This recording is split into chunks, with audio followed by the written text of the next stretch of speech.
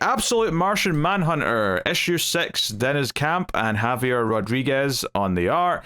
So this is the first or the last issue before a bit of a break. So this was meant to be 6 issues to begin with, and then they announced quite proudly after the first issue came out and it was a hit, oh hey, DC's given us up to issue 12. So it makes sense as a bit of a break between 6 and 7 because they, this was, unplanned. And if, a bit of a break is what keeps, Rodriguez doing all the issues, that is perfectly fine.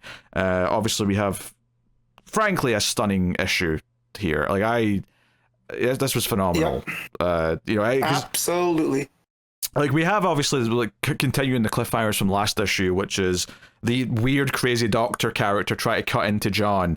But then you also had the wife and son at the house with someone, under the influence of the White Martian coming in to attack them. And all that's really good. There's some really good layouts there. I particularly like the page where the wife and son went up to the attic, and the way that the panels make the shape of it like a house, but the triangles kind of show like the chase happening and it going from purple to blue. Just really smart stuff that really felt like it flowed. And all of this is to say that ultimately the Martian, Jean, if you will, basically when he steps in to say, yeah, I will help you, partner, accept my help because we are together on this, he's able to use his powers to send John through the White Martian that's attacking him, the person who's under the White Martian's control. So we get this insane panel of John coming out of the head of the White Martian character that's chasing the wife and son. Because actually before this, she shoots off this guy's head and a white bubble just appears, like a white sphere, to show that the White Martian is still puppeting this guy.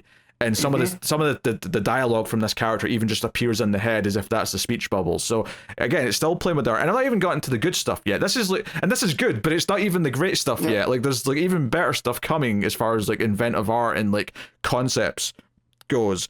But this issue, it feels like a climactic issue, not the end of the story, but climactic in the sense that it kind of closes out the arc of him and his wife, because by the end of this issue, it's no, we're a team.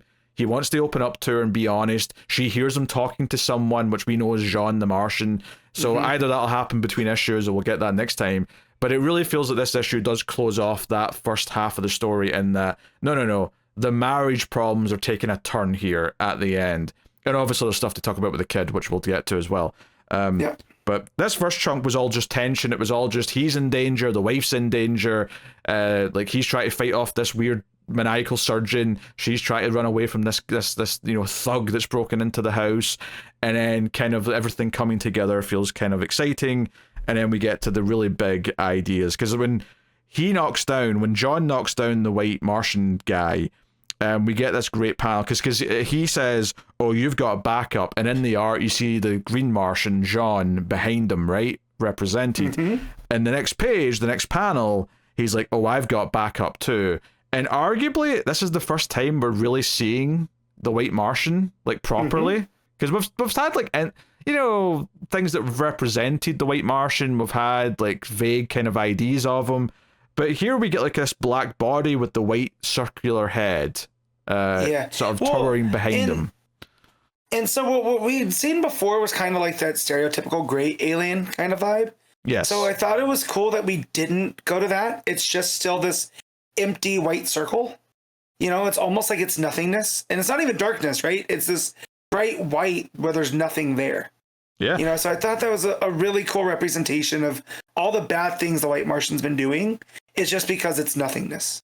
Yeah, and then immediately as soon as that's revealed, all the mob that's kind of forming outside the house, all of their heads that are now just white circles, it's kind of represented in the art. These are all being influenced and controlled, or at least heavily manipulated by the White Martian's thoughts. He's speaking into their ears. He's convincing them to be bad people, do bad things. Whereas Jean, by comparison, is only attached to one person and is trying to help that one person. It's not about controlling the masses or anything like that. But so it's hey, you have to run upstairs with the son, and she's no, I want to help. We're partners. We're in this together. But he's no, I need to do this myself. So the next part of the issue is where things get really cool, because basically the White and Green Martian, who are supersized, at least in the art, representative to everything else, basically have a kaiju fight above the city. Obviously, it's not literal. And this actually happens as the fight goes on. It's actually happening in the minds of everyone in the city. It's like they're basically fighting in the subconscious or in the minds of everyone who's there. And we see that throughout the issue represented in the eyeballs of the various characters, where it's almost like they're going from mind to mind and they're battling for the ideas of everyone. And then eventually they start using people's dreams and ideas as weapons against each other. This is amazing. It's so good. Well, and in the scene where we see them as kaiju standing over the city, right? There's even a helicopter flying around their feet, which is, again, very kaiju iconography. But John says for them, things made of pure mind, it can all get a little abstract. A punch is not just a punch up there. It's a metaphor. And so it's just this whole idea that this is a battle of ideas. Yeah. Right? And that those ideas are not spreading, but fodder for whatever this fight is going to be, right? Because, like you said, they start using their dreams, their hopes, their fears, almost as ammo against each other. Yeah, I mean, it's the very next page where, so obviously down below, John is just like punching the guy that's being controlled by the White Martian, because it says down here everything's literal, a punch is a punch. But you have the very next page is where it starts talking about how the White Martian is taking this terminal boy who's having a nightmare about his brain cancer, his brain tumor, and he basically has this giant tumor in a city. That's what the boy's having a nightmare of, is this tumor like just taking over the city, and the White Martian's trying to use it as a weapon. But then the Green Martian, Jean, he pulls out the cancer, right? And fights it because a girl that lives in the same building in 25 years or whatever is going to develop a cure for brain cancer, and he fights the idea with the idea that it can be defeated. And then you see that play out in a couple of different ways. The White Martian pulls like a nuclear bomb out of the nightmare of some hippie who's old, who still thinks about, the scares of the 60s and all that. And then Jean goes into the same person's mind and also takes the idea that he also thinks the US military is incompetent, so the bomb just ends up being a dud and doesn't actually go off. And it's like, this is nuts, because it's like these aren't literally happening, but it's the idea that if the bomb did go off, it would affect everyone's minds because it would be an idea that spreads throughout them. Right. This is so, it's kind of like, I'm trying to like describe like different things to compare it to, or like what is, it's like a little bit of David Lynch. There's a little bit of like a quirkiness to it. There's a little bit of this and that. And it's But there's not enough of it to call it Lynchian, right? It's basically it's very much its own thing, because we're seeing a philosophical battle, right? Where the Green Martian represents all the positive side, especially to John Jones, the cop, right? He's justice, he's fairness, he's all those things. And the White Martian is that hopelessness and terror and all the bad things that we've seen him do through those first 5 issues. And we're watching those two philosophies fight over the crowd, right? Yeah. And they're using that crowd as the source for these things. So we're actually seeing a philosophical battle play out back and forth. And I never thought we'd get to be able to see that in like comic form. Yeah, I mean, going back to that idea of like everything's abstract to the people down below, and the page where the guy looks up at them, and there's two things about this page. One is that the big panel of the fight from like the low angle looking up, it does just look like a bunch of abstract shapes. It looks like nonsense. In a good way, though. It's great art. But then the panels going down the side of that page, the guy looking up, whose perspective we're perhaps seeing, the reflection in his eyeballs, we see the white and green Martians come out of his eyes and fight over his nose. And it's moments like this where I'm just like, oh, this is so inventive. This is just playing with every idea that it has. And then, of course, they do the thing where, like, the white Martians like feeding off everyone. We see all the white smoke go up to the big white circle in the sky, and we also have John getting beat up by the crowd, and he's almost going to get killed. And it's the wife, blasting the shotgun at the gunman, and she's like, "No, we're in this as a team. Like, we're going to be there for each other." And that's happening. And obviously, as this is playing out, their son, because we set up that the chocos with the poison in them, or whatever it was, something was injecting into the chocos last issue, and the kid ended up with them. We see him go for the chocos, and like this is playing out, as seemingly we're having a big uplifting moment in the battle, because it's this moment where Jean, basically because John like kind of like makes up with his wife and sort of says, you know what, you were right, we're supposed to be a team, I can't, like, you know, I shouldn't be hiding anything from you. And then immediately the Green Martian goes, yes, finally at last. And it's almost like because he's achieved, like, he's like almost like fixed his mind, like the thing that was blocking him from like being the husband, and he's finally had this realization. He's finally come to some sense of peace or the right path, whatever you want to call it. This allows Jean to like sort of increase his power with him, and he's like, was it Martian vision upgrade? And it basically sort of does this thing where all of the people start having the multicolored smoke coming out of their ears again, and it's kind of like they're all being shifted to the other side of the war, or if you want to call it that. So just a wild conceptual couple of pages, and it just kind of feels like, okay, you know, it's kind of that idea of like, this main character's had all these self-doubts, he's not been able to open up and talk to his wife the whole arc, and it's when he finally gets some self-realization, some self-worth, where now the possibilities are endless now, right? It's just there's a giant metaphor for getting over your own mental health issues and like finding your own self-strength and all that. Right, and because they call it an I'm going to trip over this word even if I read it. They call it in the text an epiphantic, like an epiphany, breakthrough, consciousness expansion achieved. So it's like he's seeing the whole picture now, right? It's not just about him and his wife. He realizes that they're a piece in all of this, and now that he can get over this and start to fix himself, that's what allows the Martian fully in, and for him to unlock his full potential.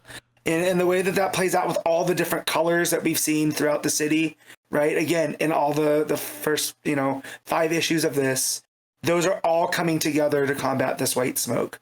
And it's super, super cool. The other thing that I like real quick are these little pieces of the art that, we've only seen the Manhunter, right? The Green Martian with one eye. When John Jones has that breakthrough, one of his eyes is swollen shut from the fight. And then the big Martian eye is on his eye. So now John only has one eye too. So it shows that they're in, one there too. I thought that was a really cool art piece. Yeah. And you can see kind of like on there's like one of the people with the soldier helmet on in the bottom of that page. You can see his face is half white Martian and half green Martian, kind of battling it out, like the fight's really happening. But of course, as this is all happening, we see their kid on the floor. It looks like he was having a seizure. I thought the kid was dying. I thought that he was just so too, but then you see it's like it looks like white smoke coming from his mouth, right? Yeah. Well, so I thought he was foaming. Yeah, that's what I thought. Yeah, that's what I was going to say. I thought he was like foaming from the mouth. That's what I thought that was. But and then of course, like but to go back to the big grand fight, because everything gets to be metaphor. Because if words fail, that's what it says. If words fail, you can do something with metaphor. And the Green Martian, once we're back to kaiju representation, grabs the crescent moon and slashes the white Martian in the face with it. Again, just glorious. It's big. It's bold. It feels super. It feels like it's so playful, as we keep saying. But it all like there's never that much of a confusion about the depth of what it means. It always feels like there's a lot of weight behind it. It never just feels like flashy for flashy's sake. There's always solid storytelling ideas behind why we're representing the things this way, and it's enhancing the story. It's to compare it to like an action movie. The action's supposed to drive the story forward, not just be there for action's sake, right? That's what this is like. Like, this could be flashy without having like a purpose and just being flashy because, we've got a fun art idea, but it doesn't really help advance the story. No, every single time in this book, there is something that you could call flashy in the art. It's helping advance and enrich what the story is.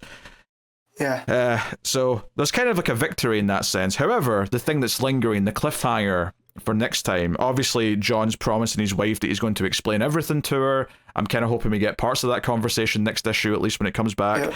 But the final reveal, of course, as they're watching the sunrise, the kid seems to be okay, right? The kid seems to be fine. However, it did this in one of the other issues. It was like, hold this page up to the light thing. Obviously, digitally, you just get the pages at the end represented the way they're supposed to look. But it's basically showing you that the kid now has the White Martian in him. That's whatever the injection was. It was to get the White Martian into. So their son now has White Martian, and he's pretending to be okay. Yeah, and so I took that as, even though they were triumphant, that piece that the White Martian represents, all that hopelessness and whatever, because of the poison that was put into those chocos, it's still around, right? You're never really going to be able to get rid of it. And now it's affecting his personal inner circle, right? Now it's his kid. So yeah, I'm going to have to pick this up from the store, because this is one I typically read. I get the physical as well. And I'm going to have to get it to see what this page is supposed to look like. Because I'll be honest, it didn't dawn on me that the White Martian had taken over the kid.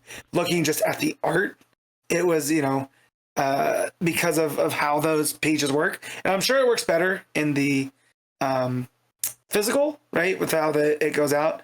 But here it's just like, okay, I kind of get it, but I can't really make up the image in my eye. But it does make a lot of sense,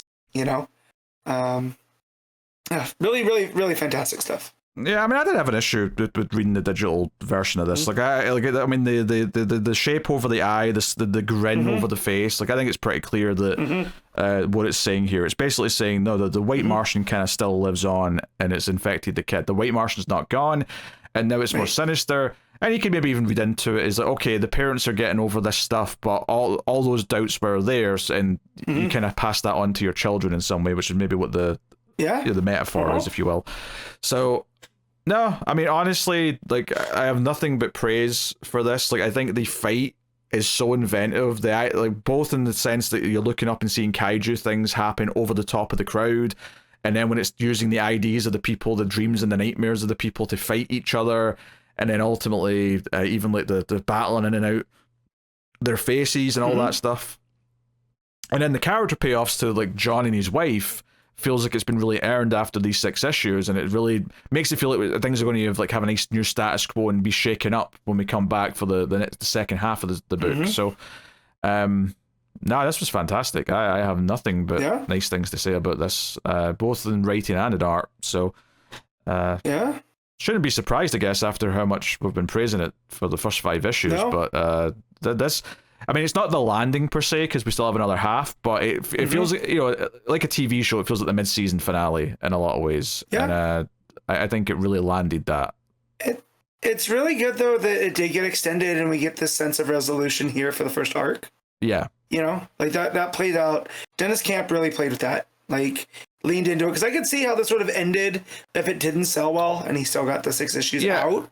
Do you think it they wouldn't have done the kid cliffhanger? It would have just been the fight would have still happened, and then it would have just ended on this hopeful note. Oh, we're going to talk things through, and I could have seen that. Yeah, and there's still a resolution there, and we still have this concept of Martian Manhunter in the absolute universe and stuff. But I'm curious to see where it goes, because that little thread of the parents are fixed their problems, with that problem now, something's impacted the kid, right? Every action has a reaction. And, in this form, it's now this evil thought entity working its way into your kid. So curious to see where that goes, especially with his, little emo hair going on, covering his one eye.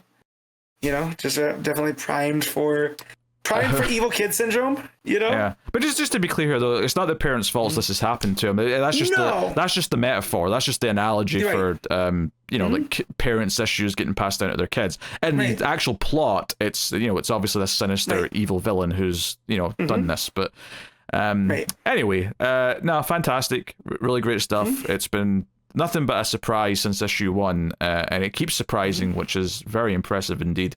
What are you rating Absolute Martian Manhunter issue 6? Here's my thing. I don't know if I should give it a 9.5 or a 10. So I was going to see where you go and then adjust my rating to there.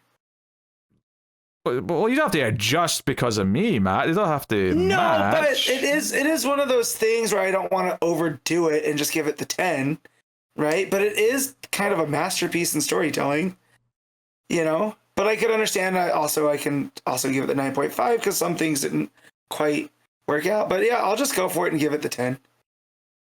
Okay. You commit before I step in. That's why I make you go first. I don't want to influence your score. Yes, I know. That's the whole idea. I know I won't be influenced by yours. I'll stand my ground. No, it's a 10. Let's move on. Okay, that's fine. It's a 10. It's one of the best issues we've read on the show, and I remember the last time I gave an issue a 10 on the show, and there's been a lot of good comics. Right. Yeah. Mine definitely was an absolute Wonder Woman. I know that much. Yeah, I didn't for that. I rated it highly, but like I'm not handing out 10s willy nilly like some 10 slut. Like you earned the 10. Damn it.